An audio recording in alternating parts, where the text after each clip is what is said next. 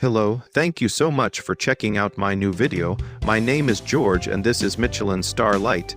In this video, I will show you how to make pear compote and the basil infused pear Tuile that you can make from it.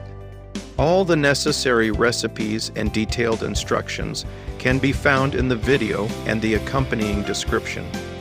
Gather all the ingredients, egg whites, isomalt sugar, glucose, pear compote, and basil. Place them into a blender. If the mixture appears too light in color, you can add a bit of food coloring.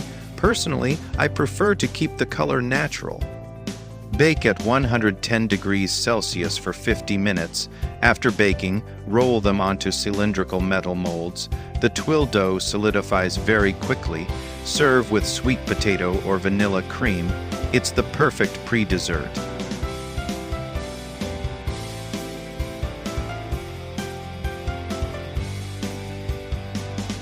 Thank you for watching Michelin Star Light. Please hit the like button and subscribe. See you in the next one.